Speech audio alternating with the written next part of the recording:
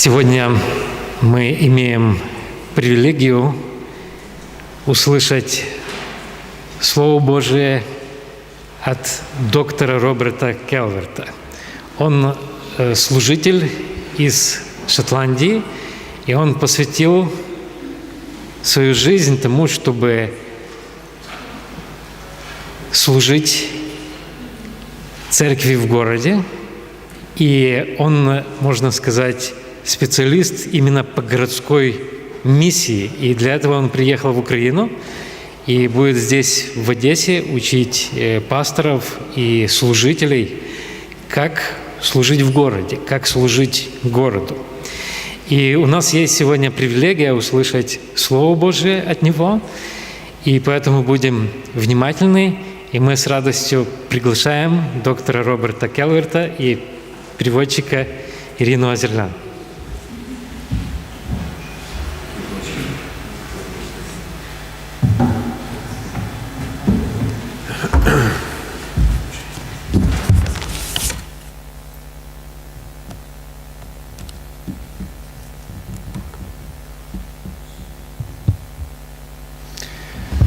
Доброе утро. Good morning. Well done. It's a big pleasure for a Scotsman to be in Odessa. Для меня, как шотландца, это большое удовольствие быть в Одессе. I think you will understand me, translator, because my voice is not so Scottish. Надеюсь, я думаю, что переводчик будет меня хорошо понимать, потому что, в принципе, у меня не такой сильный шотландский акцент. Yesterday I walked around part of the large port of Odessa. Вчера я имел удовольствие гулять по Одесскому порту, по большим его частям. And I could hear the sounds of what I thought was still shipbuilding. И я слышала такие звуки, которые мне напомнили процесс кораблестроения. I know shipbuilding has been important to Odessa. Я знаю, что для Одессы кораблестроение – это очень большая важная часть. And I'm amazed at the huge size of your port. Я был впечатлен и поражен размерами вашего морского порта.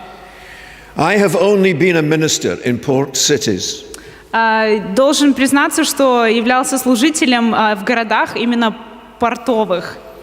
In 1980s, I was in Glasgow, where they built the biggest ships in the world. В 80-х годах я служил в городе Глазго, где строят самые большие корабли во всем мире. And the community I pastored were housed in an area that did the engineering. И я был пастором в церкви в таком районе, где жило большинство инженеров. Sadly, they build ships cheaper in China today. Как сказать, мы удивлены, но сейчас корабли строят намного дешевле в Китае. So shipbuilding and the port in Glasgow has declined. Из-за этого процесс кораблестроения и вообще порт в Глазго значительно, находится в упадке сегодня. And we have lots of unemployment and we have lots of problems with families. Из-за этого у нас сегодня высокий уровень безработицы и много проблем в семьях из-за этого. Then I was a pastor in Rotterdam. После этого я был пастором в городе Роттердам. For many years, the largest port in the world. Который также долгие годы являлся одним из крупнейших городов-портов в мире. Now there are 3 ports in China that are bigger. Сейчас в Китае уже 3 города, которые превосходят в своем размере. But we are still the biggest in Europe. Тем не менее, мы продолжаем оставаться крупнейшим портовым городом в Европе. And Rotterdam receives more petroleum goods than anywhere else in the world. И порт Роттердама получает различные нефтепродукты в большем объеме, чем где-либо в мире. And what I discovered was that people from all the world came to Rotterdam to get a job. Я обнаружил, к своему удивлению, что очень много людей приезжают в Роттердам, чтобы получить работу.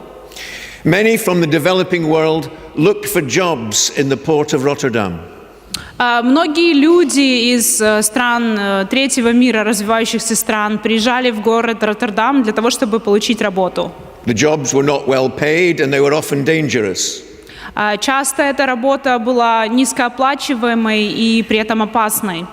But I met the whole world in that city. Но именно благодаря этому мне удалось познакомиться со всем миром. And over 20 years we built an international church in the city center. И за 20 лет нам удалось в центре города построить международную церковь. 5 years ago I moved back to Scotland. И вот 5 лет назад я вернулся назад в Шотландию. And I now live in a small city on the east coast. И теперь я живу в небольшом городке на восточном побережье. Our church is right in the center of this growing community. И наша церковь также находится прямо в сердце этой растущей общины этого города. And on behalf of the Steeple Church this morning, I greet you. И вот от имени Steeple Church, да, я приветствую всех вас. Peace be to you, brothers and sisters. Мир вам, братья и сестры. Thank you. I want to talk to you this morning about another port. Я сегодня с вами хочу поговорить еще об одном порте. I want to talk to you this morning about another big city. И хочу поговорить с вами сегодня утром еще об одном большом городе. And the hero of this story is not the big fish or Jonah. И главным персонажем этой истории является небольшая рыба и даже не Иона. The hero of this story is God, Но главный герой, персонаж этой истории – это Бог, who had to get his message of grace and forgiveness to the Assyrian Empire. Он хотел принести послание прощения и милости в Ассирийскую империю. The big city I want to talk about is called Nineveh. И вот этот огромный город, о котором я хочу поговорить с вами сегодня, он называется Ниневия. Nineveh was famous for its size, splendor, and sin. Ниневия славилась своим великолепием, своим огромным размером и грехом. Let me tell you about its size. Давайте поговорим сначала о его размерах. In Jonah chapter 3 verse 3 we read it was a very large city. В 3 главе, 3 стихе мы читаем о том, что это был огромный город. It says that it took 3 days to walk right round it. Мы читаем и узнаем о том, что чтобы обойти этот город, потребовалось бы 3 дня. So Nineveh was a great metropolitan area. Поэтому это был огромный метрополитенский такой район, огромный город. It was the capital of the Assyrian Empire. Он являлся столицей Ассирийской империи. And when I look at the text, I see some big numbers. Когда я смотрю в текст, я нахожу там большие такие цифры. I read about 120,000 people. Я читаю, что там было 120 тысяч людей, Who don't know their right hand from their left. Которые не могли отличить левую руку от правой. And I learn that this is a Middle Eastern proverb. И я узнал, что, оказывается, это такая средневосточная притча, если хотите. It means the number of little children that were in the city of Nineveh. Это означает число маленьких детей, которые жили тогда в Ниневии. 120,000 who didn't know their right hand from their left. То есть в этом городе жило 120 тысяч человек, только тех, которые не могли отличить левую руку от правой. I think the population of Nineveh was about 600,000. Поэтому я предполагаю, что общее население этого города составляло 600 тысяч людей. Which is interesting to me because that's the same number as the municipality of Rotterdam. Это очень интересно, потому что именно такое же население живет в городе Роттердам. It's also the same number as the municipality of Glasgow. Такое же количество людей живут в городе Глазго. You know, there's lots of different ways of counting population. Вы знаете, есть разные методы исчисления количества населения. If you ask the United Nations, they will say Rotterdam and Glasgow were cities of 1 million. Ага, если вы спросите, oh my goodness, UN, как это называется? What's it in Russian? Да, ООН, хорошо, спасибо большое, я не могла быстро сообразить. Если вы спросите ООН, то они скажут, что приблизительно в этих городах живут по 1 миллиону людей. But I understand Odessa is bigger. Но я знаю и понимаю, что в Одессе больше людей живет. Odessa is truly a metropolitan city. И поэтому город Одесса является поистине огромным метрополитеном, да, большим городом. A proud and funny city on the edge of the Black Sea. Это город юмора прямо на берегу Черного моря. So we're talking about big cities today. Поэтому мы с вами тоже поговорим сегодня о больших городах. Nineveh was also a splendid city. А Ниневия также была городом великолепия. It was glorious. Это был славный город. It was widely celebrated because it lasted more than 1,500 years. Это был очень славный большой город с большим историческим наследием. Ему было где-то порядка 1500 лет. Well, that makes it older than Glasgow and Rotterdam. Что делает этот город намного древнее, чем Роттердам и Глазго. I think it makes it older than Odessa. И даже старше, чем Одесса. 1,500 years. 1500 лет. This is a city famous for its beauty. Этот город славился своим великолепием, красотой. Tourists came to Nineveh to visit its parks. Туристы приезжали со всего мира, чтобы посмотреть на его парки, To admire its architecture. восхищаться великолепной архитектурой.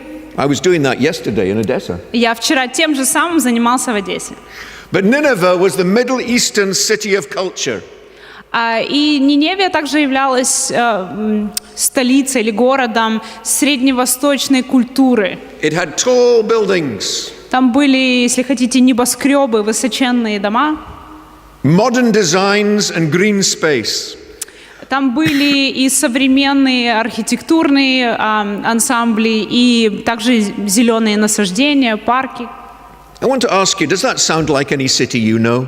Вам не напоминает никакие города? Не слышали о такого рода местах?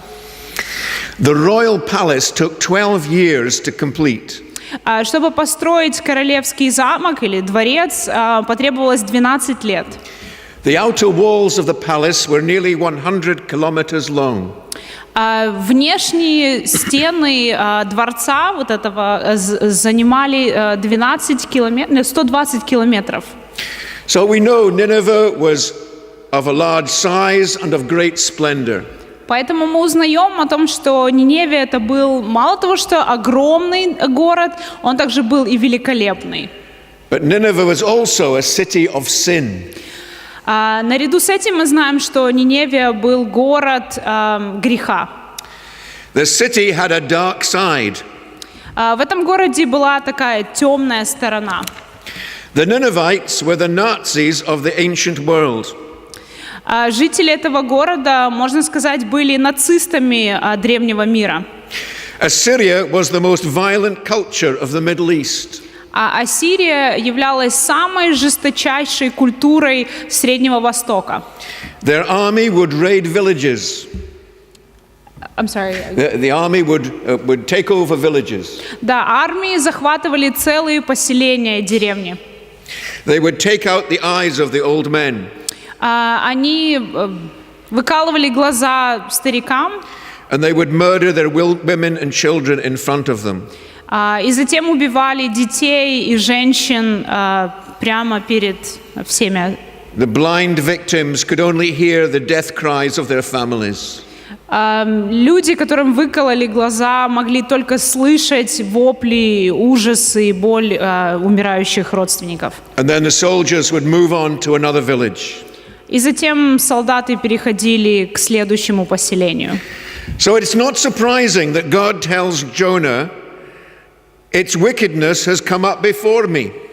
Поэтому неудивительно, что Бог обращается к Ионе и говорит, что вопль этого ужаса дошел до меня. In fact, if you just go 2 further books on in the Old Testament to the book of Nahum. Which book? Nahum. Если вы посмотрите на 2 книги позже, после Ионы, Наум. Sorry, I totally lost it. And the prophet describes Nineveh as the city of blood. Мы прочитаем там, что город Ниневия описывался как город крови. So every city has its dark side. Поэтому в каждом городе есть своя темная сторона. No matter how big and how splendid they are, there is always a down and dark side to our cities. То есть независимо от того, какой большой и прекрасный город, в этом городе всегда есть и какая-то темная сторона. And my passion is to try to think how churches can be relevant to those cities. И это моя страсть — размышлять и думать о том, как церковь может быть полезна для таких городов. God wants His church to be connected with those cities, which are also very dark places.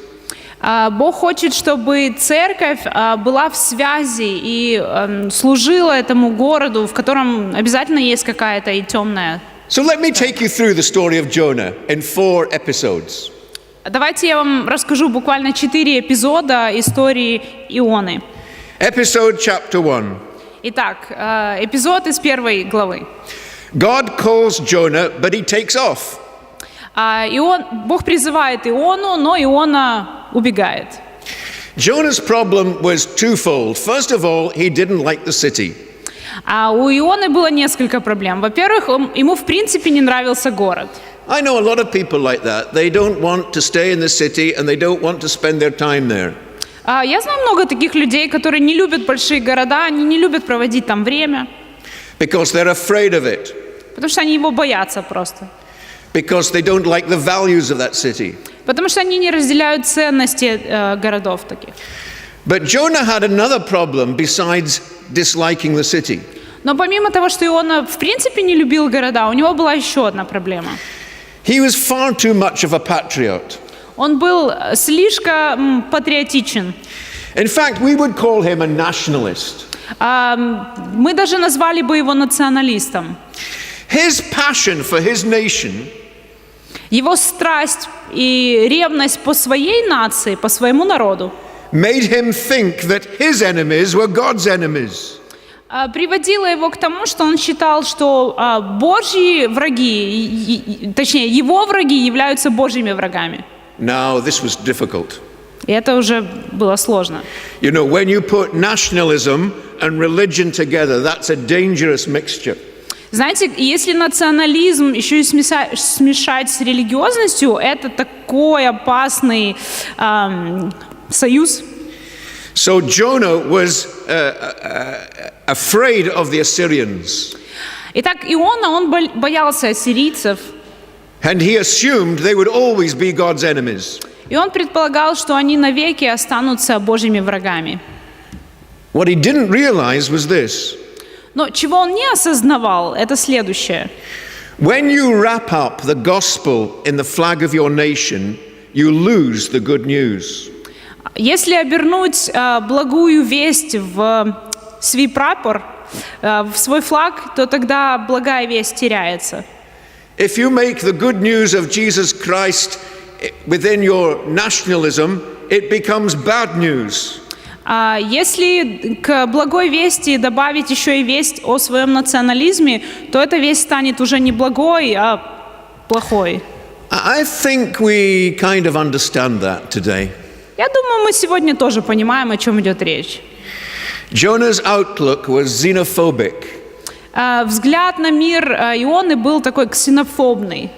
He was ethnocentric. Он был очень зацикленным на националистических He идеях. really only cared for his own people.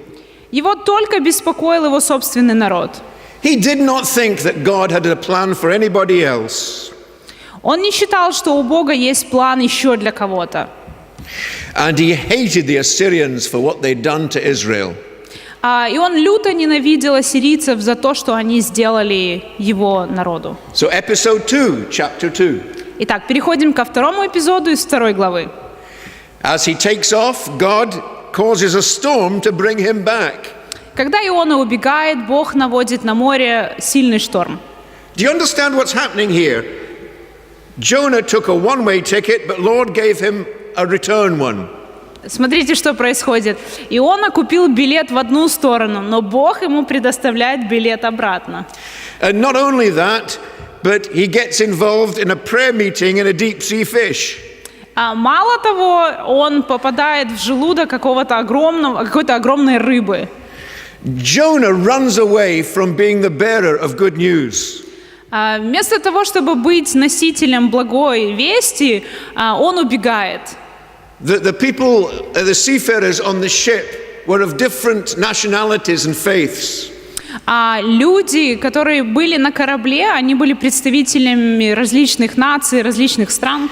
And as a last-ditch attempt to save themselves, they threw him into the sea. И важно, что они были представителями различных религий. И когда вот их постиг этот шторм, последняя мера, которой им пришлось прибегнуть, им пришлось выбросить Иону за борт.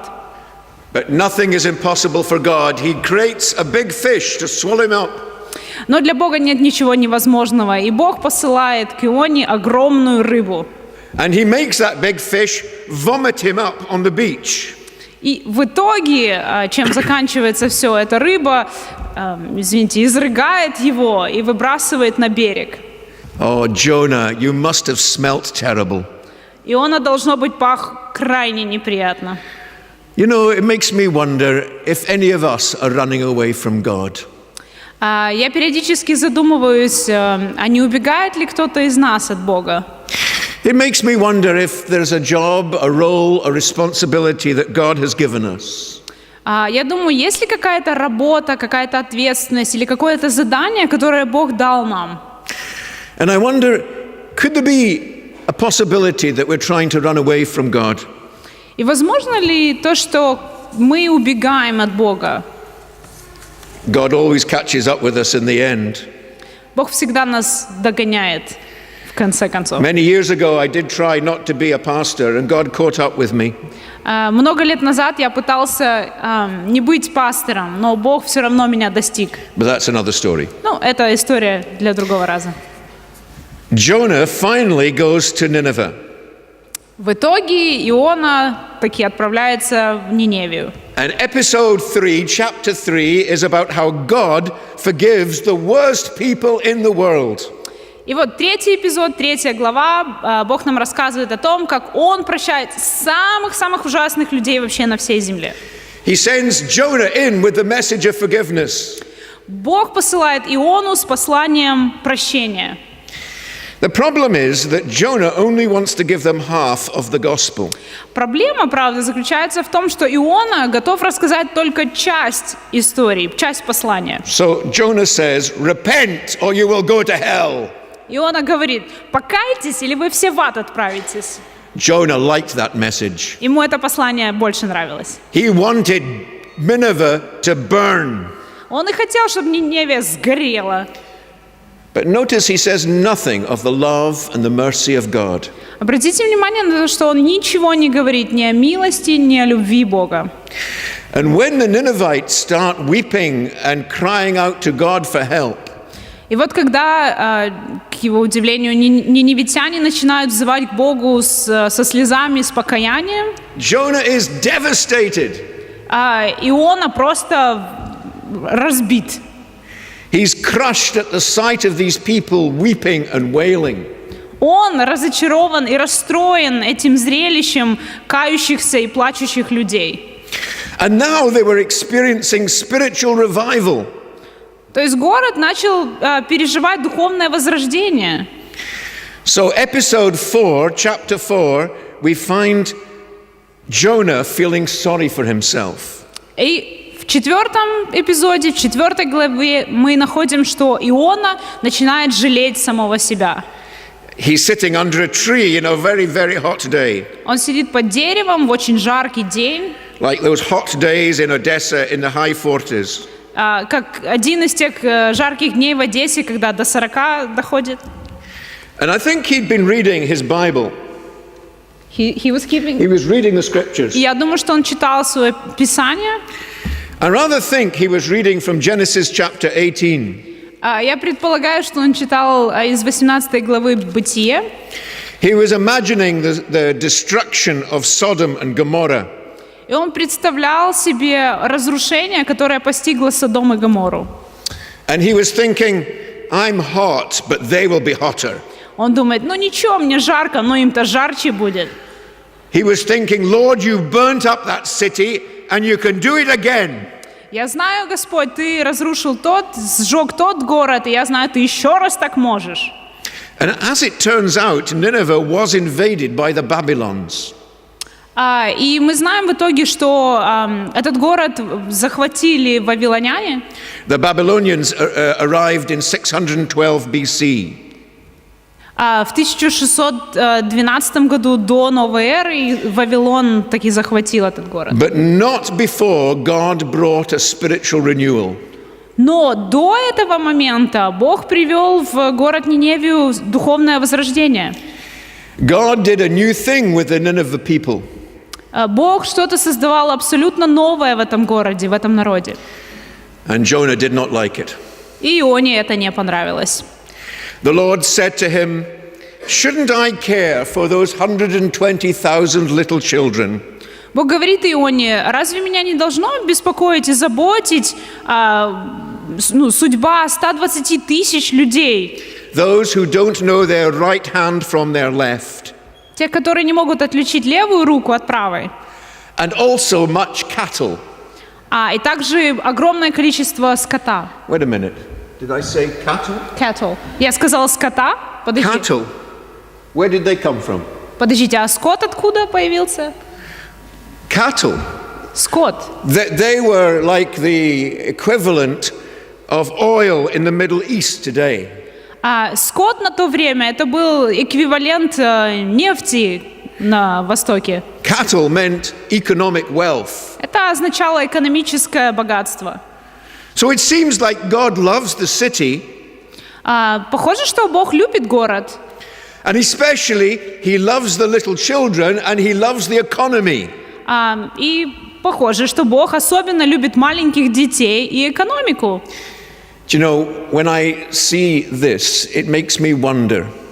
И видите ли, когда я смотрю на это, я начинаю задумываться.